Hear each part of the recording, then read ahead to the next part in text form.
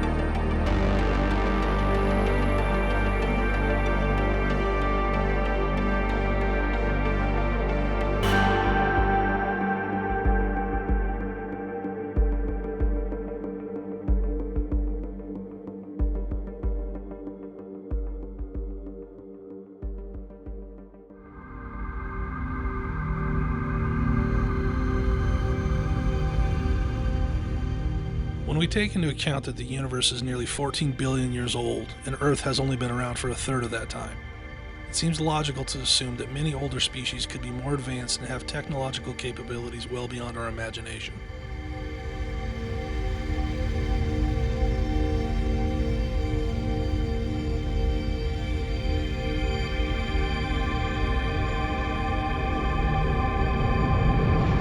That considered, along with the perfect habitable qualities that Earth possesses, makes our planet an ideal target for advanced intelligent life to seek out and want to explore.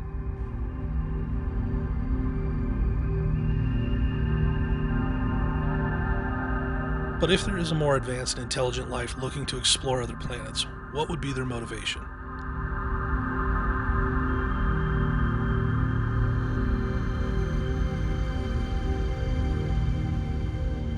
Would it be simply for exploratory and educational purposes, to observe and gather data?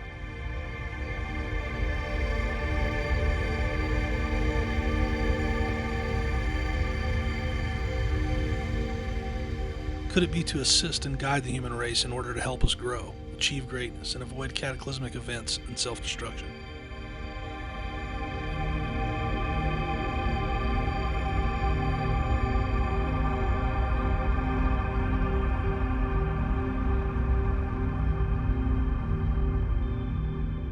Could they be seeking refuge from a dying planet or solar system, in which case their intentions may be survival or colonization?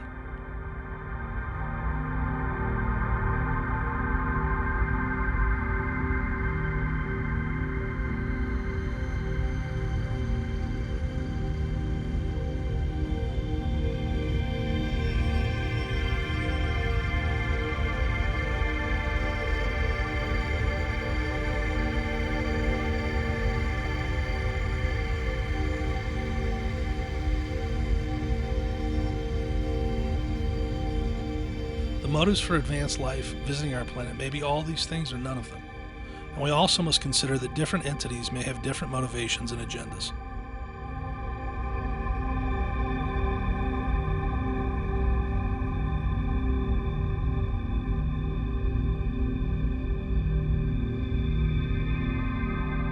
In this documentary, we're going to examine the most prolific reported encounters from the most often described extraterrestrial entities that may be visiting our planet. The Greys.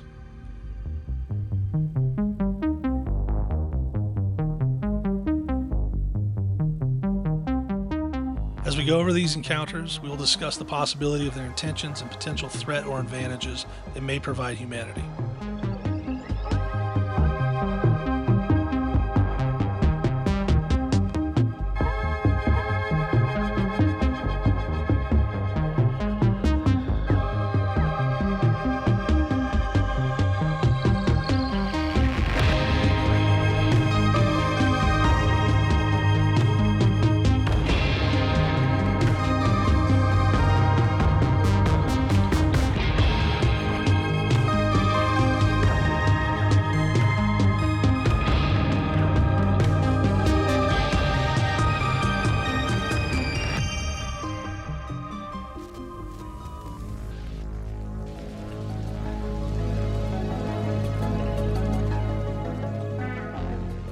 Prior to the termination of Project Blue Book, a U.S. Air Force program created to investigate the UFO phenomenon and headquartered at Wright-Patterson Air Force Base from 1947 to 1969, there were a total of 12,618 reported sightings.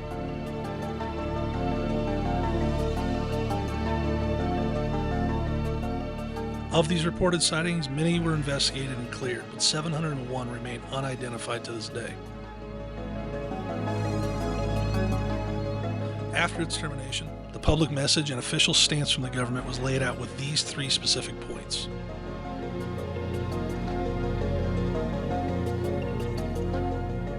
No UFO reported, investigated, and evaluated by the U.S. Air Force has ever given any indication of threat to our national security.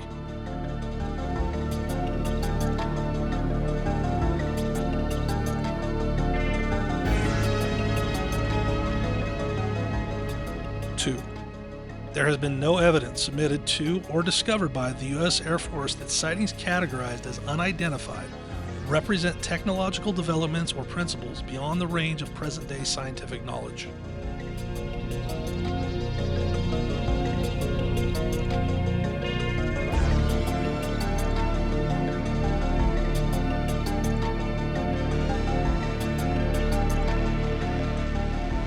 Three, there has been no evidence indicating that sightings categorized as unidentified are extraterrestrial vehicles.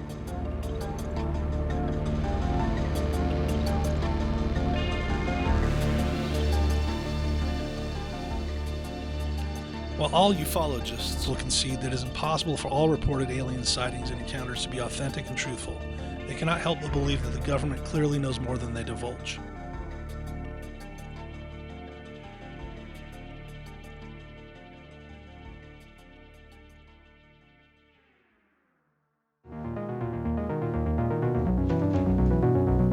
Since 2021, when the government released thousands of previously classified documents,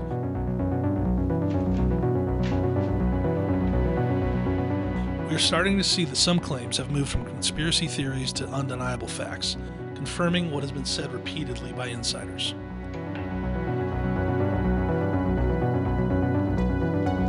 The U.S. government actively uses tactics to deny and derail the public conversation about the possibility that extraterrestrials are visiting our planet.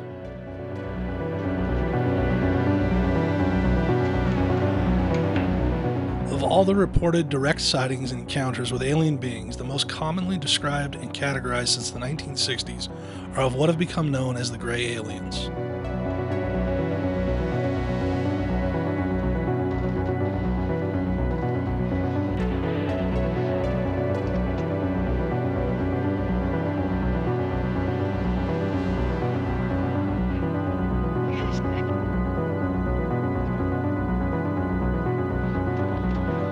While there may be some small discrepancies in height, coloration, demeanor, or spacecraft, for the most part these beings, their vessels, and agenda consistently fall in line with the vast majority of encounters that are reported.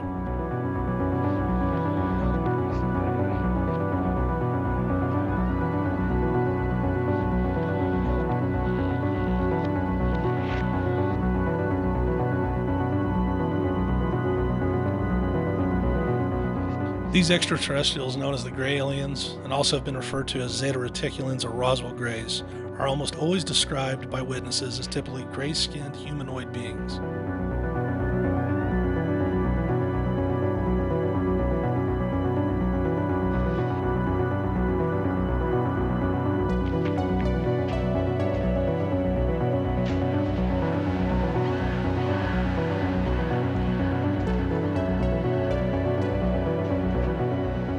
The average height reported of these beings are usually between 3 to 4 feet tall, and the shape of their bodies are described as being thin and elongated, with a small chest, and their bodies lacking or completely devoid of muscular definition, allowing the ability for their skeletal structure to be visible.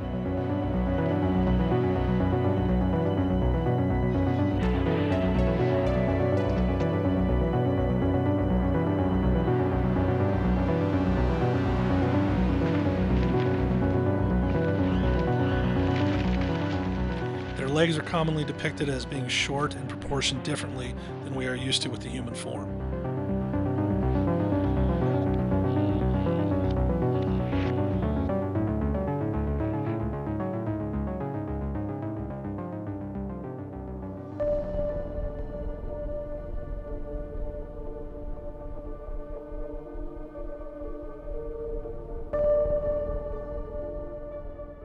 Another interesting note is that these extraterrestrials have also been reported to be jointed differently than humans.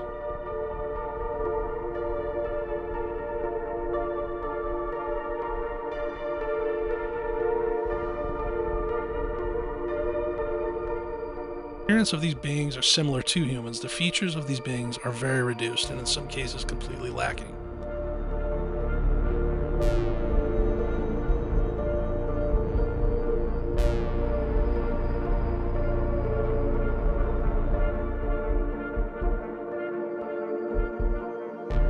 External protruding human body parts such as the nose, ears, lips, and sexual organs are not found on these beings.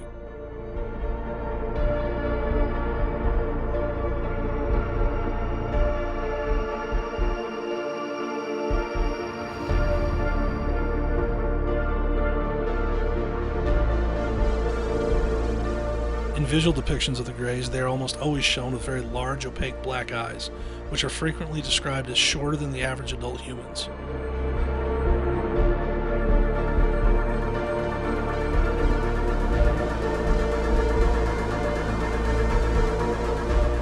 They are also depicted as having unusually large heads in proportion to their bodies, with no visible hair on the body, and sometimes small openings or orifices for ears, nostrils, and mouths.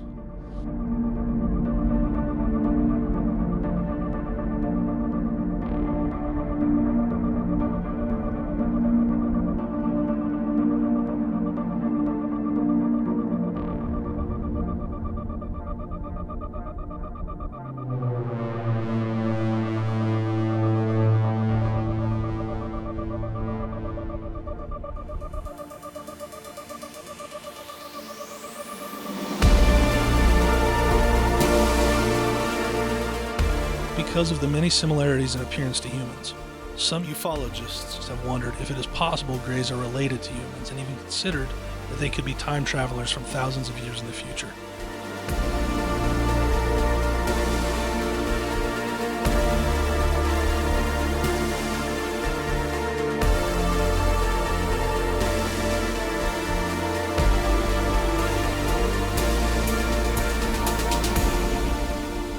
This idea may seem extreme, but when we consider the nature of evolution, some of the differences we see in the Greys are things that scientists have speculated could likely change in the human form as we continue to evolve over the centuries.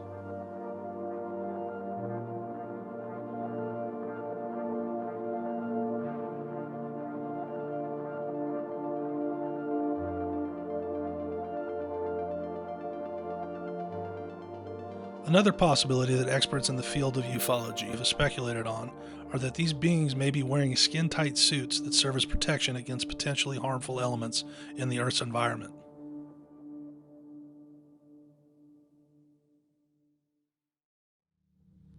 This too is also a plausible theory when we take into consideration that our moon and the planets in our solar system have conditions that could not sustain human life, so astronauts must wear protective suits in order to survive space travel.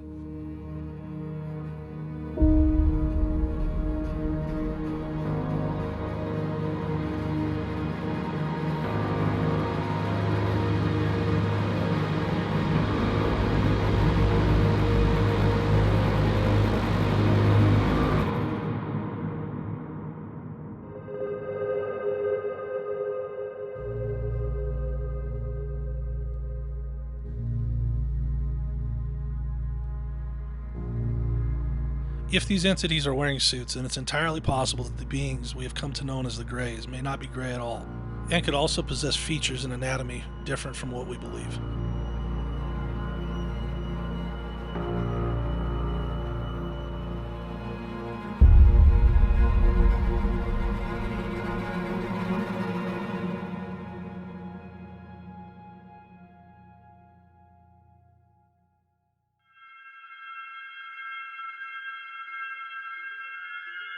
Spacecraft of the Greys.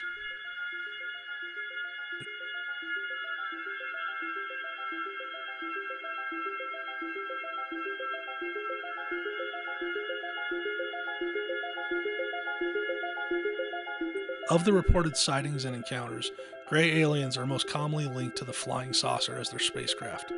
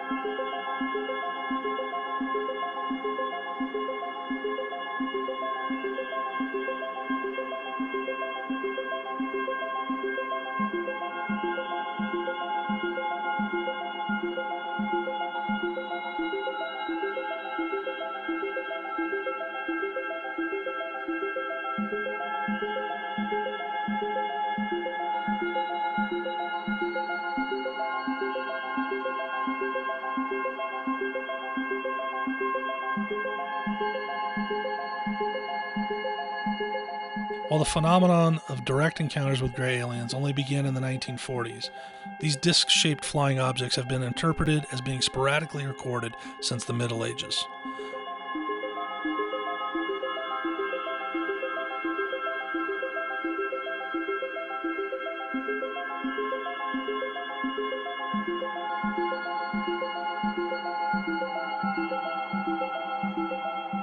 One notable story is from January 25, 1878. The Denison Daily News printed an article in which a local farmer, John Martin, reported seeing a large, dark, circular-shaped object resembling a balloon flying at what he described a wonderful speed. Martin said it appeared to be about the size of a saucer from his perspective. This is one of the first uses of the word saucer in association with the UFO.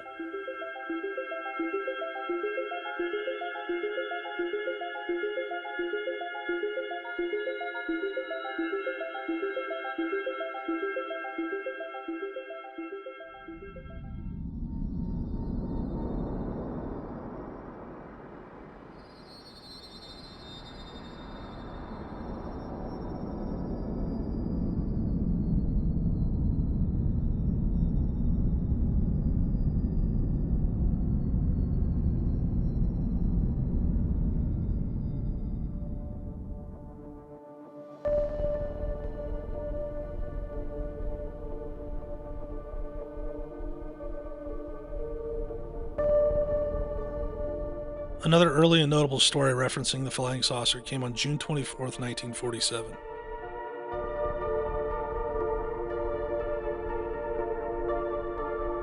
This account is the highly publicized sighting by Kenneth Arnold. His story resulted in the popularization of the term flying saucer by U.S. newspapers. Although Arnold never specifically used the term flying saucer, he was quoted at the time as saying that the shape of the objects he saw was like a saucer, disc, or pie plate, and several years later added that he had also said the objects moved like saucers skipping across water.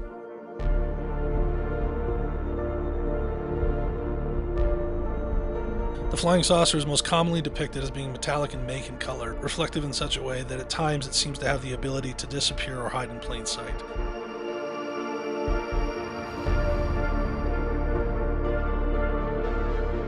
Sightings at night almost always report a string of lights around the saucer.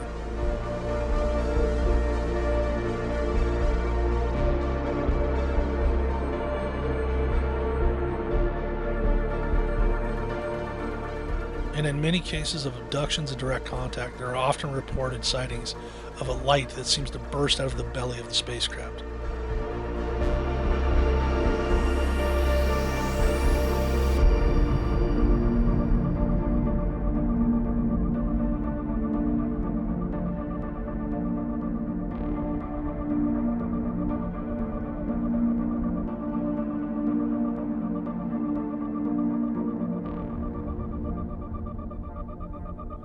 When it comes to the movement and capabilities of these spacecrafts, witnesses always report that the UFOs have the ability to move with precision and at speeds unlike any known aircrafts humanity has at its disposal.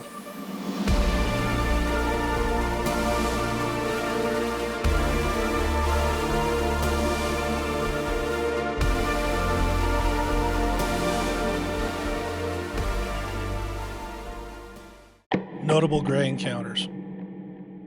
The Roswell Incident, 1947.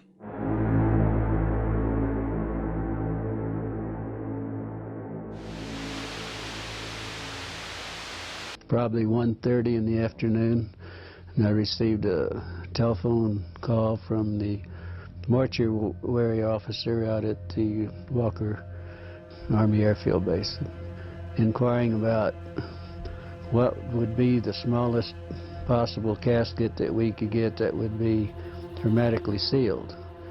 He had gone out to the car and brought back in some metallic debris. I believe it was in a box. Well, the most unusual part of this whole thing was what was on the I-beam, on the inner surface of the I-beam. Because as you look at it head on, there appeared to be a type of writing on the mainframe itself. This writing was definitely a purplish violet hue, Is it possible you might have mistaken it for Russian, Japanese, any other language? No way. Mr. Burnett told me that when he was coming back from one of his field trips, he'd run onto a flying saucer that had burst open, and there were 4 beings on the ground. They had very large heads that were shaped larger on the top, and they kind of tapered down. Not to a real sharp point, but just tapered down where they were thin. And they had very large, oval-shaped or almond-shaped, I guess you could say, black eyes. There was 3 bodies. She said 2 of them were very mutilated. One looked like it might have walked out, or that it, might have lived a little while. It was the very next morning, some friendly person, probably from Clinton Anderson's office, called us from Washington and said, we understand that you have some information, and we want to assure you that if you release it on this matter, because it's not supposed to be released, it's very possible that your license could be in jeopardy, and so we suggest that you not do it.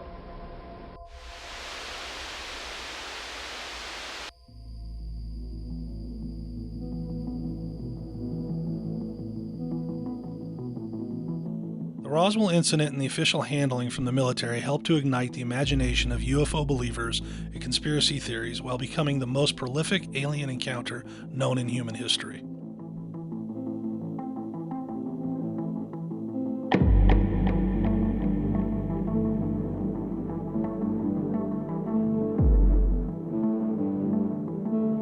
The Roswell Incident occurred amid the flying saucer craze of 1947.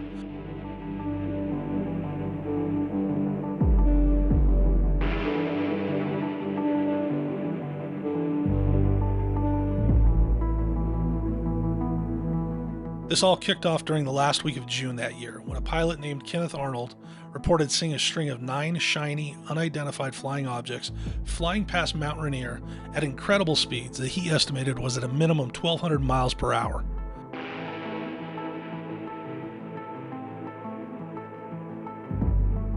This was the first post-World War II sighting in the United States that garnered nationwide news coverage, and it is credited as being the first of the modern era of UFO sightings.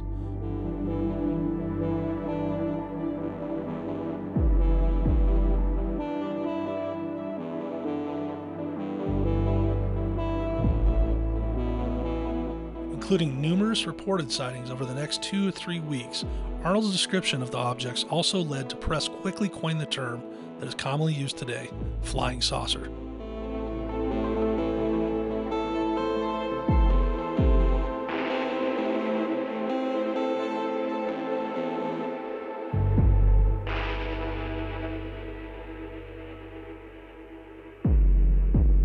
The William Ware Mac Brazel Incident.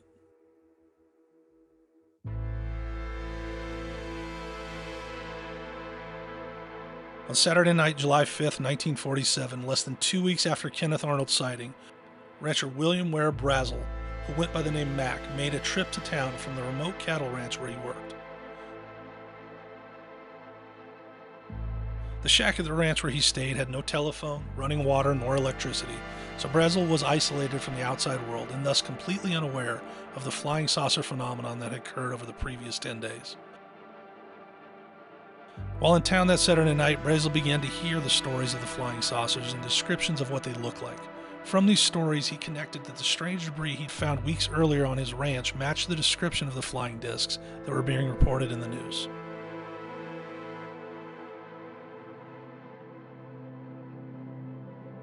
The debris he had found, tinfoil-like metal, rubber, and thin wooden beams, had all been scattered across a square mile of his ranch.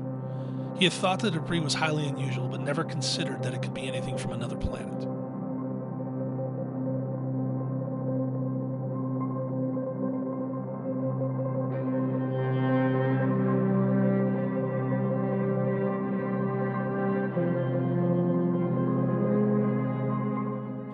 After returning to his ranch on Sunday, July 6, Brazel dug out the debris he had cleaned up and loaded it into his truck.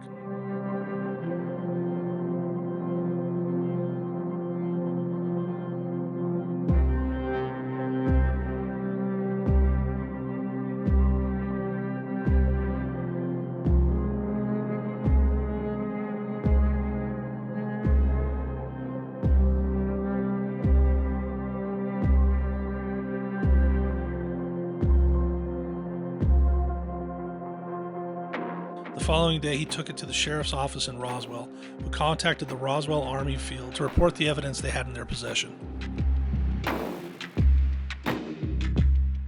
Major Jesse Marcel, a lieutenant colonel in the United States Air Force who had previously helped administer Operation Crossroads, the 1946 atom bomb test, came to meet the sheriff in Brazel to investigate the debris.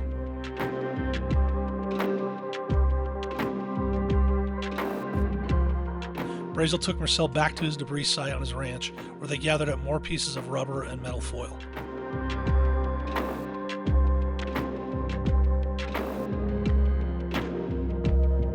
On Tuesday morning, July 8th, Marcel took the material to his base commander, Colonel William Blanchard.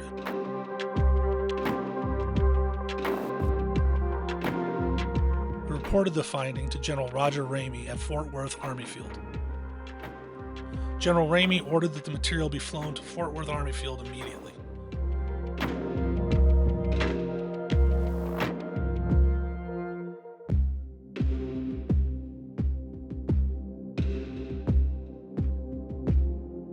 And on July 8, 1947, Roswell Army Airfield issued a press release stating that they had recovered a flying disc.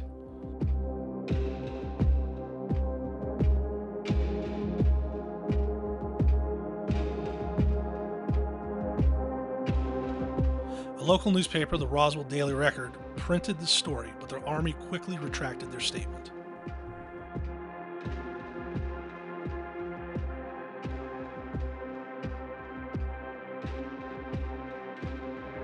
Since the retraction of the story, the U.S. government has maintained that the debris of the crash was from high-altitude weather balloons that were part of the top-secret military surveillance program, Project Mogul.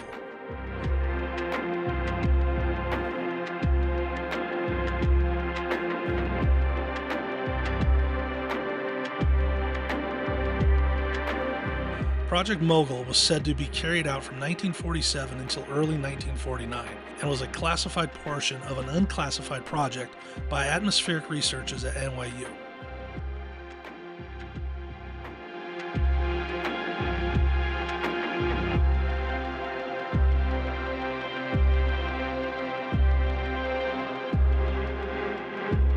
This project was conceived by Maurice Ewing, an American geophysicist and oceanographer who had previously researched the deep sound channel in the oceans.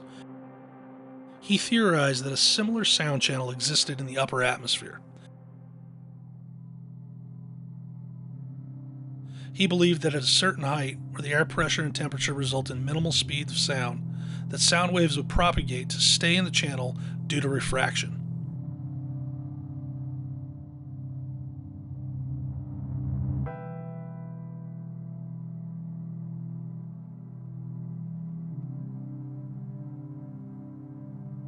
The project involved arrays of balloons carrying disc microphones and radio transmitters to relay the signals to the ground.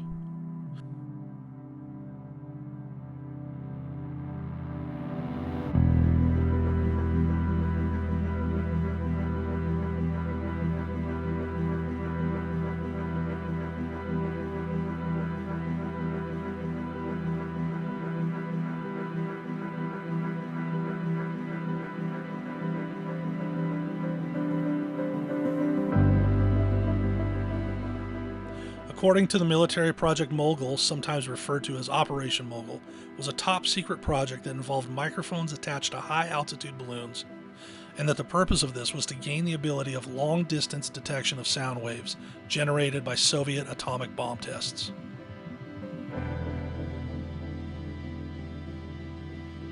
While Project Mogul has been the official explanation for the Roswell incident by the U.S. military, more questions than answers remain.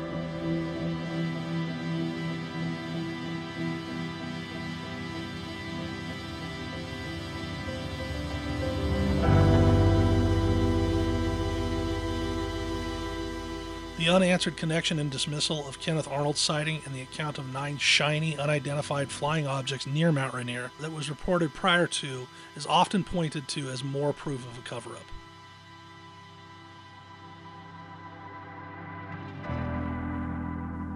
Following the Roswell incidents, reports of threats from military warning citizens not to share experiences publicly came out.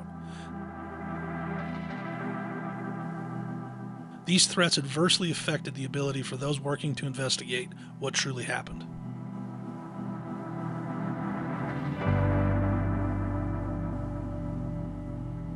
While the military's measures stalled investigations, it did not stop the most incredible eyewitness claims that came out.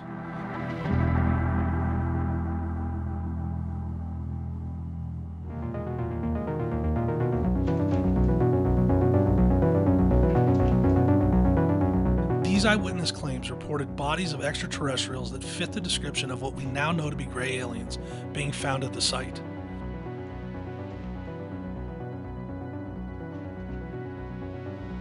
They claimed that the government was concealing the bodies of these beings and have gone to extreme measures to study them and the debris while continuing to spread misinformation and attacking the credibility of the eyewitnesses.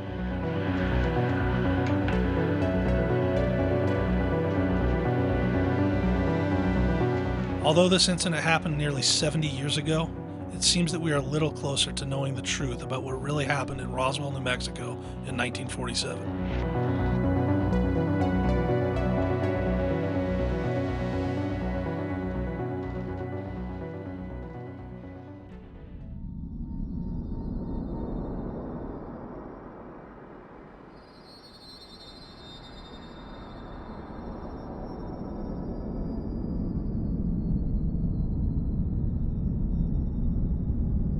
The Barney and Betty Hill abduction case, September 19, 1961.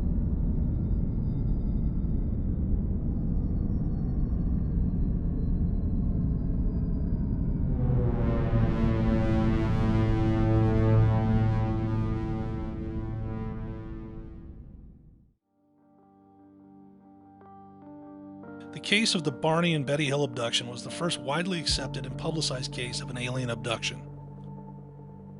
Regardless if one is a skeptic or a believer of this encounter, it is undeniable that this story went on to shape the perception of extraterrestrials and popular culture. The Hill abduction ignited an Air Force inquiry that was part of Project Blue Book that investigated UFO sightings across the country. What immediately makes the case of the Hill's abduction so intriguing is that they are both quite active, well-known, and respected in their community. So when they came forward with their story, there was little reason to imagine they were not telling the truth. An interracial couple, the Hills, lived in Portsmouth, New Hampshire.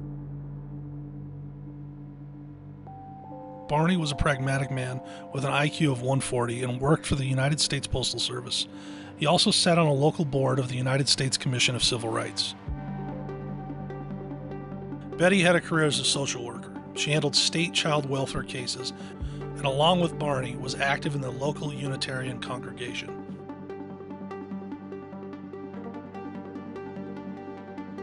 September 19, 1961, the night of the abduction.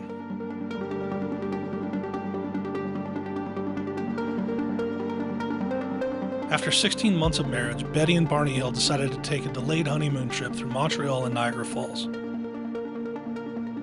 It was a much-needed break for a couple who worked long, hard hours, not only in their careers, but with the church and civil activities. Per the Hills' accounts of the evening, the UFO sighting and abduction happened on the last night of their 3-day trip.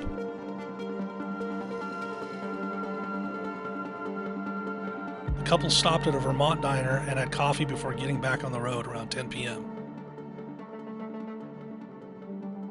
If they pushed through, Barney thought that they could beat the wind and rains from approaching hurricane and arrive safely back at their home in Portsmouth between 2 a.m. and 3 a.m.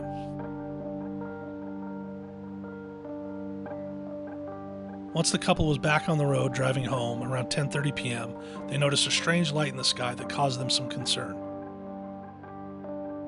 At first they thought it was just a falling star. But soon they realized, unlike a falling star, it grew larger and brighter with each mile. Barney had no concern at first and felt safe assuming it was a satellite.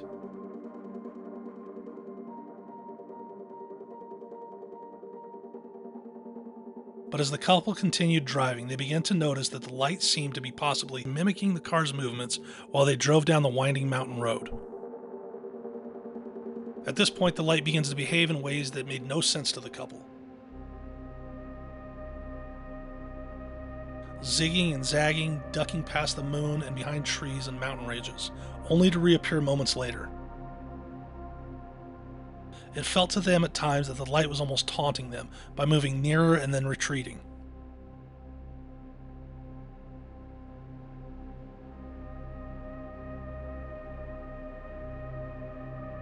However odd and unusual the experience had been, the couple was still trying to find a logical explanation for what they were experiencing.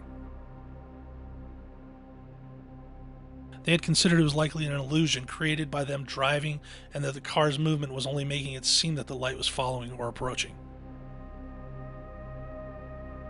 After a short while, Betty and Barney Hill decided to pull over at a road stop to take a better look and try to understand what they were seeing. Betty had a set of binoculars, and after looking through them, she could immediately see that the white light was really an object spinning in the air, and realized that there was no way that this light was either a satellite or a star.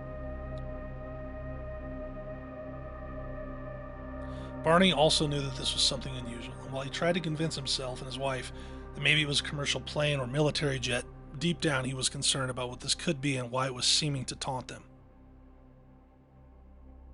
The couple got back on the road in hopes that the strange light would retreat, but it didn't.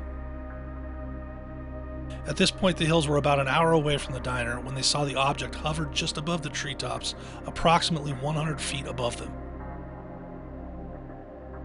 Barney abruptly stopped the car but kept the engine running as he shoved his handgun he had carried for protection beneath the seat into his pocket and rushed into a dark field, leaving Betty in the car. At this point, Barney could not begin to understand what it was they were experiencing.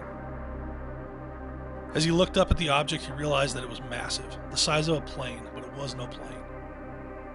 This craft was flat and pancake-like, and as he looked upward, he could make out rows of windows, and behind these windows, 8 to 11 humanoid figures who were peering out the craft's windows and seemed to look at him.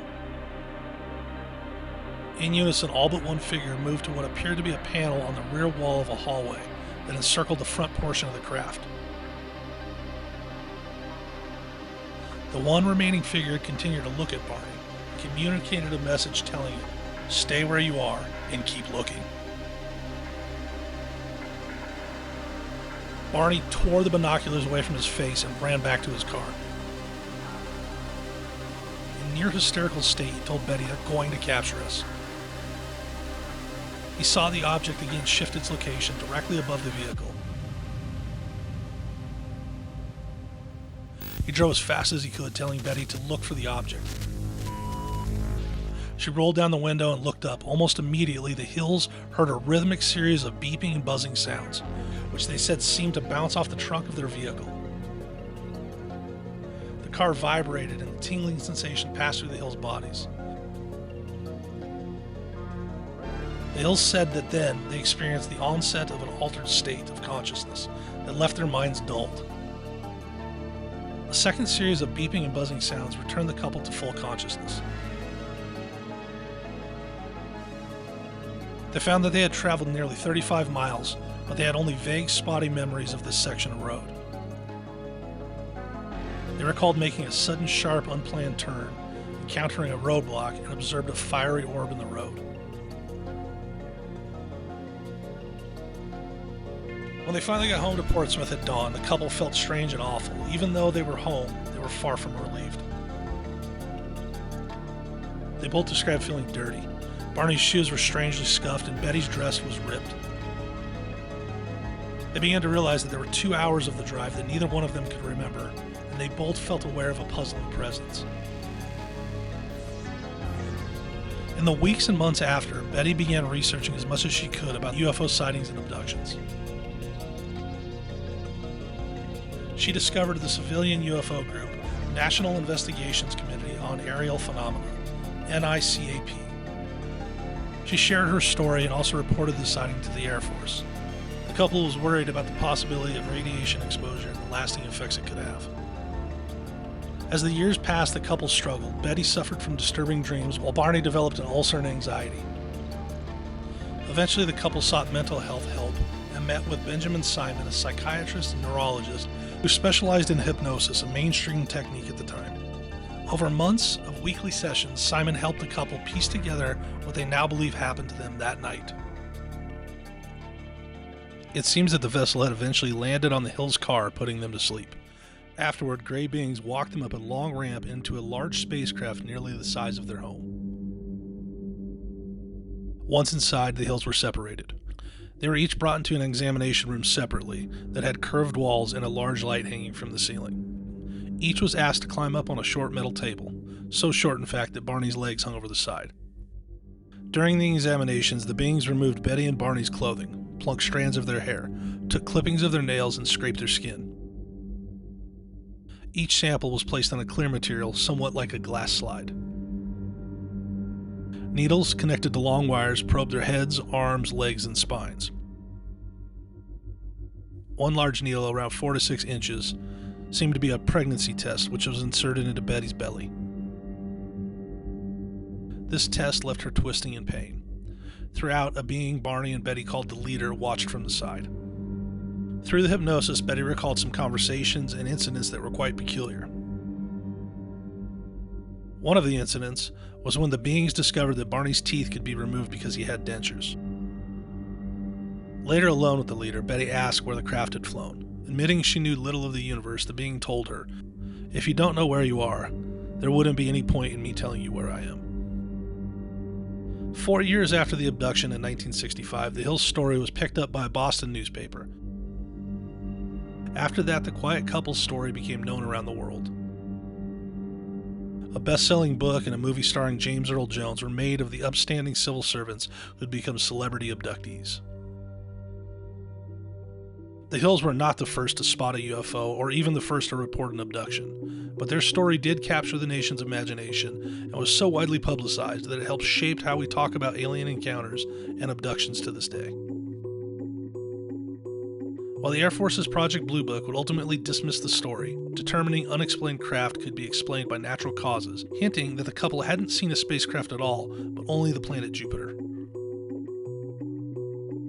That said, the NICAP's scientific advisor found their account credible after he cross-examined the couple.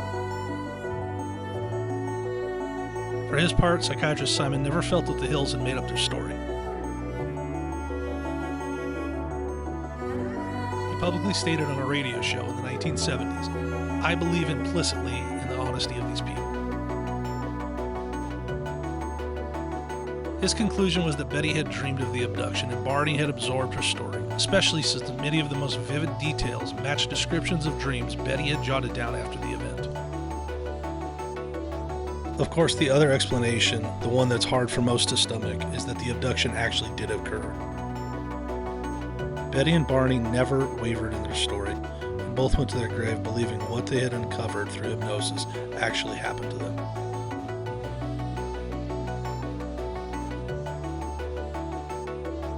Like many abductees, the couple never felt false memory or sleep paralysis explained what they experienced. Betty became a known voice in UFO research and claimed she was visited multiple times in the decades to follow.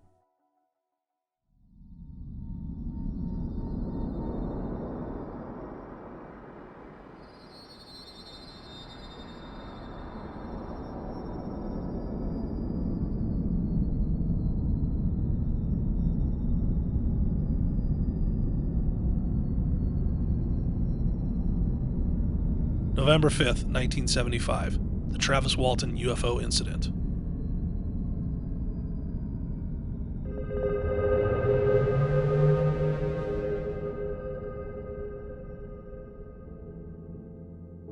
The Travis Walton UFO incident was an alleged alien abduction of American forestry worker Travis Walton by a UFO on November 5th, 1975, while he was working in a national forest near Snowflake, Arizona. For 5 days and 6 hours, Walton was missing. After days of searching with scent dogs and helicopters, Walton says he reappeared by the side of a road near Heber, Arizona. The Walton case received mainstream publicity and remains one of the best-known alien abduction stories in the world. In 1978, Walton wrote a book about his abduction entitled The Walton Experience, which was later adapted into the 1993 film Fire in the Sky. Walton, while riding in a truck with 6 of his co-workers, allegedly encountered a saucer-shaped object hovering over the ground approximately 110 feet away, making a high-pitched buzz. Walton claims that when he got out of the truck and approached the object, a beam of light suddenly appeared from the craft and knocked him unconscious. Terrified, the 6 witnesses watched as Walton seemed to be abducted by the spacecraft. Not knowing how to aid Travis, they took off to seek help. Walton claimed that he awoke in a hospital-like room being observed by 3 short beings that matched the description of gray aliens. Terrified for his life, Walton claimed that he fought with these beings until a human wearing a helmet led him into another room, where he blacked out as 3 other humans put a clear plastic mask over his face. Walton has claimed that he remembers nothing else until he found himself walking along a highway 5 days and 6 hours later near Heber, Arizona, with a flying saucer departing above him. As with all major reported UFO sightings and abduction reports, skeptics rush to claim hoax and debunk as quickly as believers rush to accept and believe. Travis Walton case is no different, and it has been subjected to a high amount of scrutiny based on the fact that he remembers very little and that the story seems to be inconsistent at times. Some of the things skeptics were quick to point out as proof of a hoax were that the Navajo County, Arizona Sheriff's Department categorized Walton and his older brother and his mother as longtime students of UFOs. They also go on to say that this is an example of a UFO hoax promoted by a credulous media circus, with the resulting publicity exploited by Walton to make money. One notable UFO researcher, Philip J. Klass, agreed that Walton's story was a hoax, perpetrated for financial gain. He identified many discrepancies in the accounts of Walton and his co-workers. And after investigating the case, Klass claimed that the polygraph tests were poorly administered and that Walton used polygraph countermeasures such as holding his breath, and that Klass uncovered an earlier failed test administered by an examiner who concluded the case involved gross deception. However, on the other hand, ufologist Jim Ledwith said, for 5 days the authorities believed that he had been murdered by his co-workers, and then he was returned. All of the co-workers who were there, who saw the spacecraft, they all took polygraph tests, and they all passed except for one, and that one was inconclusive. What is agreed to and accepted by both skeptics and believers is that these polygraph tests were administered. And the truth is, when it comes to polygraph tests, people do try to deceive them all the time. But it seems highly unlikely to imagine 6 of the 7 people corroborating the same story were able to pass the exam. Another skeptic who weighed in was cognitive psychologist Susan Clancy. She proposed that Walton was likely influenced by the NBC television movie The UFO Incident, which aired 2 weeks before his own claimed abduction. She stated that Walton's story shares commonality with all other alien abduction claims that are made after such stories appear in films and on television. When we take into account all the skeptics who claim Walton's story is a hoax created for financial gain, they too fall victim to the same scrutiny of circumstantial evidence. Each one of the naysayers present an opinion about Walton and his claims based on their interpretation and investigation of the accounts. However, they can provide no hard evidence to support their claims of a hoax. What is left that remains very hard to explain for anyone are 2 things. 1.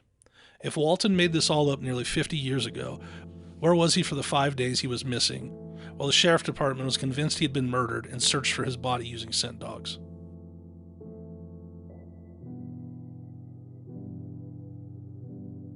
2.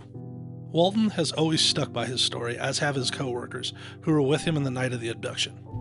How is it possible that none of the 6 eyewitnesses who backed up his story this entire time, have not come out to cry foul?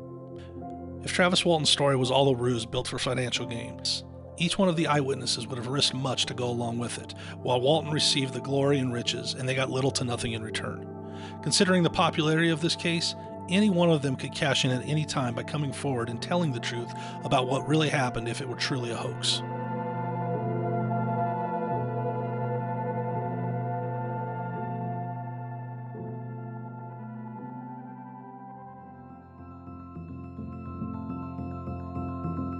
The fact of the matter is this.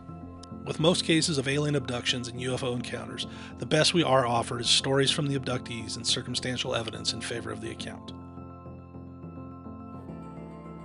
In some of the best cases, we are given multiple eyewitnesses who corroborate a story. But that doesn't stop the naysayers and skeptics. Even in cases with incredible amounts of witness, such as the Phoenix Lights, skeptics refute these claims and work tirelessly to debunk, but also offer only opinion and circumstantial evidence to back up their disbelief. The three cases we covered here, Roswell, Betty and Barney Hill, and Travis Walton, are really no different. Even though with the Roswell case we are left with some verifiable hard evidence in the way of debris, we are not able to examine it ourselves and are left with the accounts of the nature of the debris that is described as otherworldly by some witnesses and nothing unusual by our military. The choice is then left up to the individual to decide. If we choose to believe that gray aliens do indeed exist and have visited our planet and had encounters with humans, then the questions are, do they pose a threat, and what have they come for?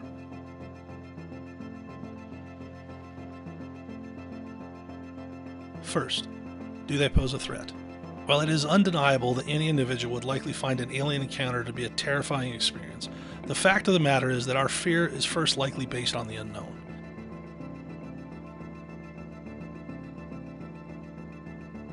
This is compounded by fabulous works of science fiction storytelling through books, radio shows, television, and films, where we are presented with more examples of aliens being menacing and murderous creatures than peaceful and intelligent.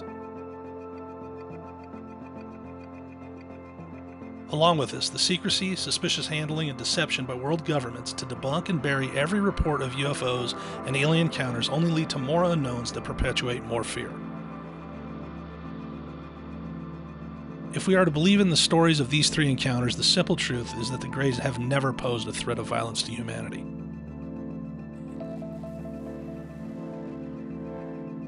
In fact, in the cases of abductions, they return the individuals safely. And after time, the abductees settle on the idea that the initial terror was connected to the fear of the unknown in the initial moments of the encounter. And when looking back on the experience, the realization is that the species never posed any threat and could have inflicted harm or death at any time. Considering this, it seems highly unlikely at this point that these beings have violent intentions or are a threat to humanity at all.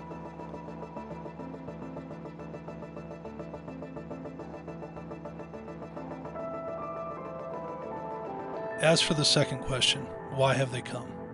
For now, the best we can consider is that their interest is likely to be in line with that of our own. Explore and learn. That said, what is worth comparing and considering when trying to understand the motivations of Greys visiting Earth is this.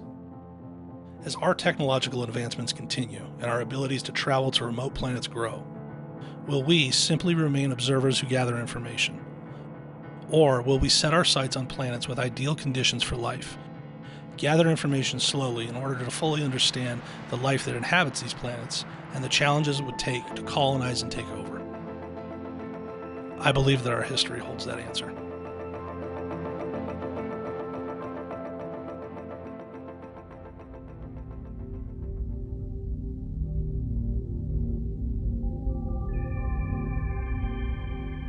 Considering the vastness of space and near infinite span of time, it seems an absolute certainty that if intelligent life exists here on Earth, on our planet, that there must be other forms of intelligent life out there as well.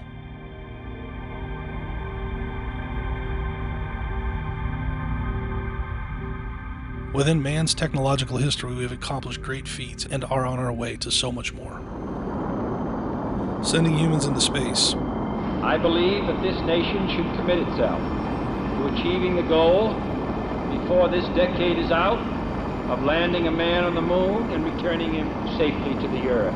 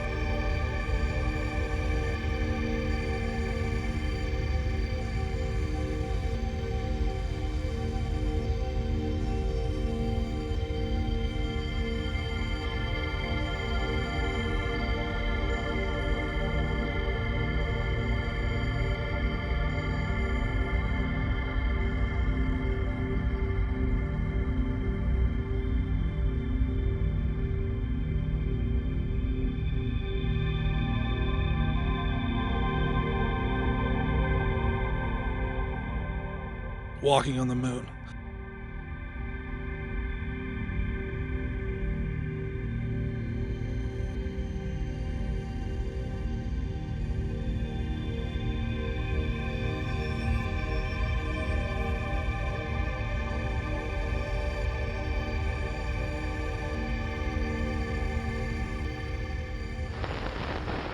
I'm going to step off the limb now.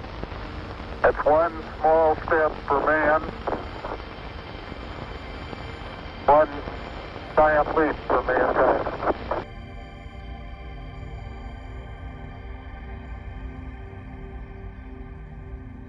Successfully landing a rover on Mars to collect and gather information and insight on our galaxy and its history.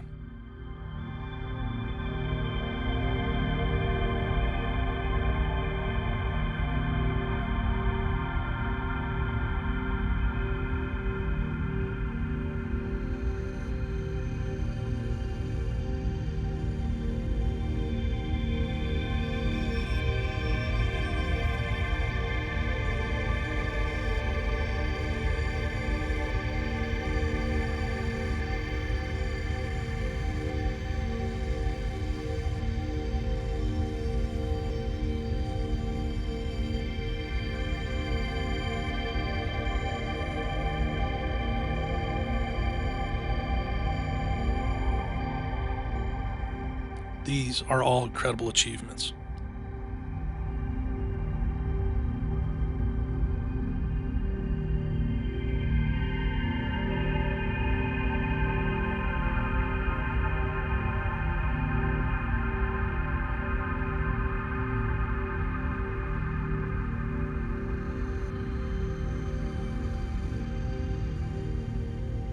If we have the ability to travel these great distances today, where and potentially when could we go in the not-so-distant future?